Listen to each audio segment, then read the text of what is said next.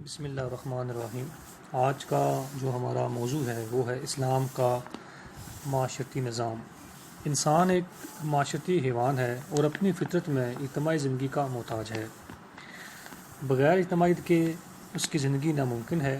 انسان اپنی پیدائش سے لے کر موت تک معاشرے کا محتاج ہے۔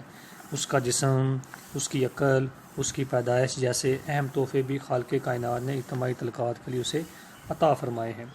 دنیا میں آتے ہی وہ ایک خاندان میں آنکھیں کھولتا ہے، اپنی پرورش کے لیے دوسرے لوگوں، ماں باپ، بہن بھائی، رشتہ داروں کا محتاج ہوتا ہے۔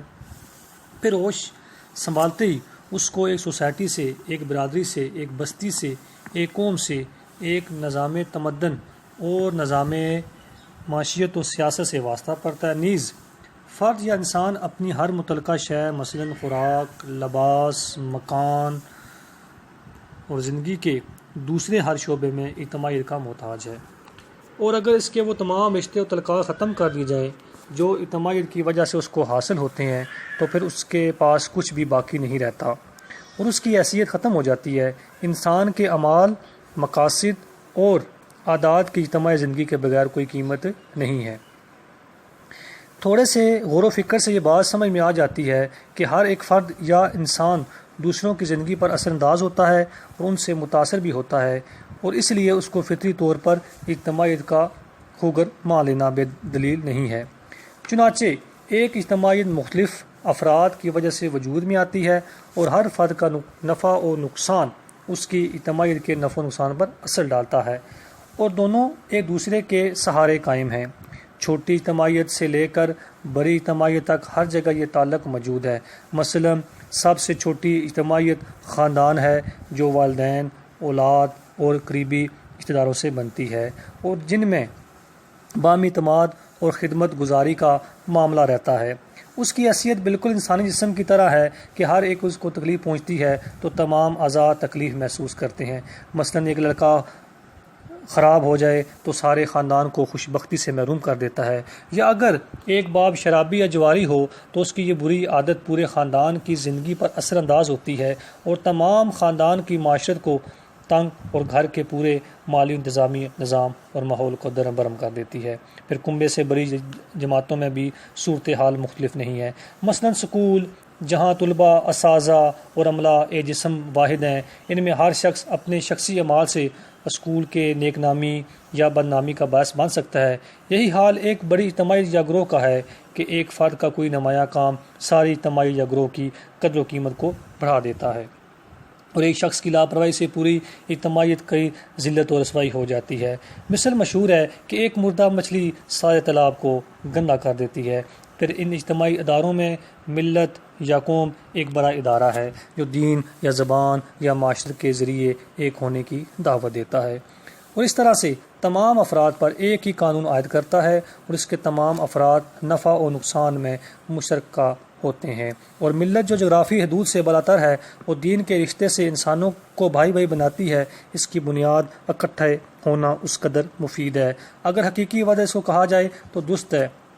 جس طرح جسم کو اس کا کوئی اس فائدہ نقصان پہنچاتا ہے، اس طرح قوم اور امت کو بھی اپنے افراد سے نفع و نقصان حاصل ہوتا ہے۔ طلباء، اساتذہ، تاجر، کسان، صنعت کاری، بڑائی وغیرہ سب قوم کے حصے ہیں۔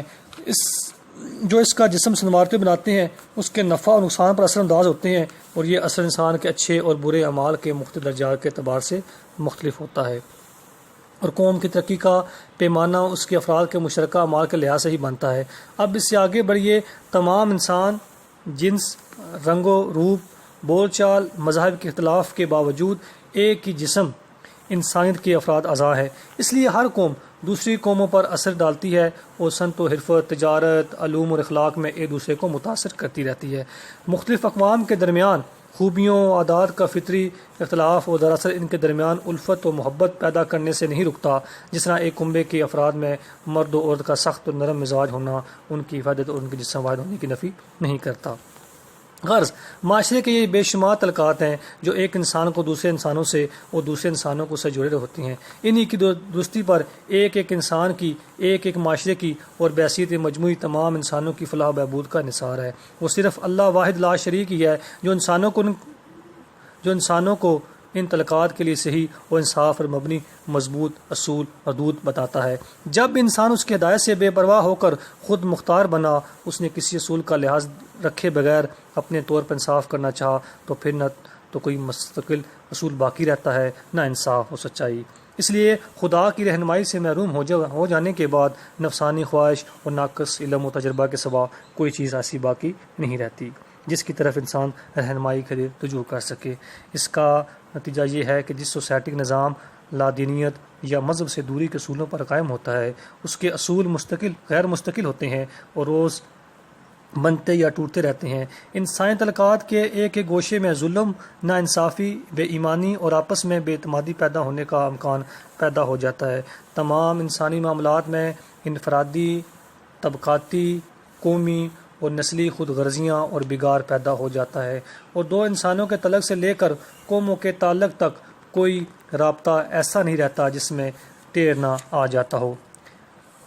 اب ہم اسلام کا جو نظام معاشرت ہے، جب اس کی بات کرتے ہیں تو اسلام اپنا ایک مضبوط اور پائیدار نظام معاشرت رہن سہن کا نظام رکھتا ہے، جس کے اصول و قوانین مستقل اور پائیدار ہیں، جس کا پورا مزاج عدل و انصاف سے بنا ہے، جس کے تمام اعضاء ایک دوسرے سے جڑے ہوئے ہیں اور ہم آہنگ ہیں۔ یہ نظام ایسا وسیع اور ہمہ گیر ہے کہ زندگی کے تمام شعبے اور ہر طرح کی سرگرمیاں اس کے دائرے میں آ جاتی ہیں۔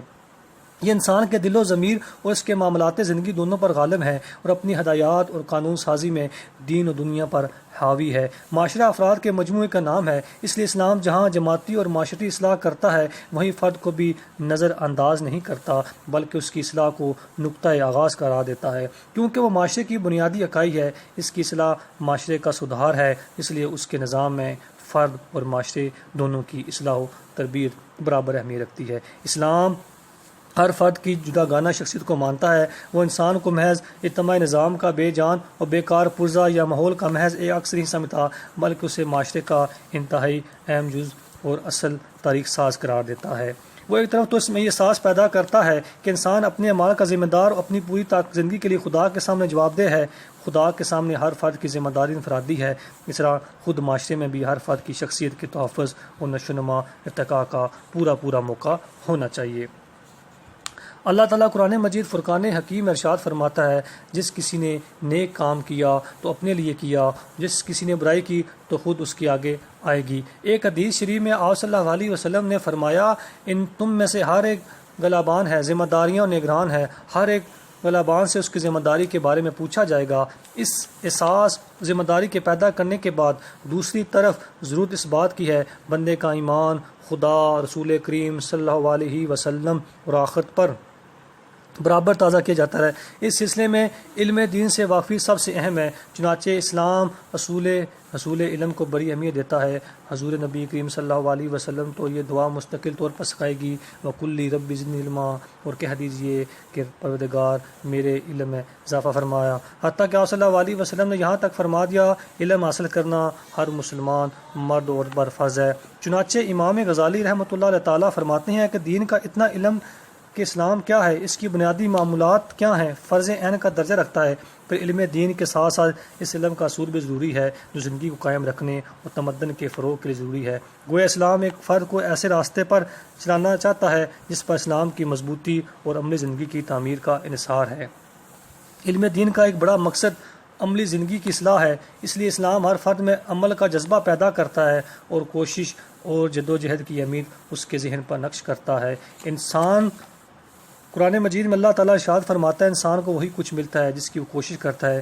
نبی کریم صلی اللہ علیہ وسلم کا ارشاد ہے، جو کوشش کرے گا اس کو اس کی کوشش کا پھل ملے گا۔ ہر کوشش کرنے والے کچھ نہ کچھ ملتا ہے۔ ایک حدیث میں ارشاد فرمایا گیا، کوشش کرو اس لیے اللہ تعالیٰ نے تم پر کوشش فرض کی ہے۔ جذبہ عمل کو بیدار کر کے اسلام فرد میں یہ احساس بھی پیدا کرتا ہے کہ ایمان کا لازمی تقاضا ہے اچھے اعمال کرے، کیونکہ وہ ایمان جس کے نتیجے میں اچھے اعمال ظاہر نہ ہوں اس کے بیج کی طرح ہے جو پودا درخت نہ بن سکے۔ آپ صلی اللہ علیہ وسلم نے ارشاد فرمایا، ایمان دل سچا جاننے، زبان سے اقرار اور اعزاز سے عمل کرنے کا نام ہے، اور اللہ ایمان کو بغیر عمل قبول نہیں کرتا اور عمل کو بغیر ایمان قبول نہیں کرتا۔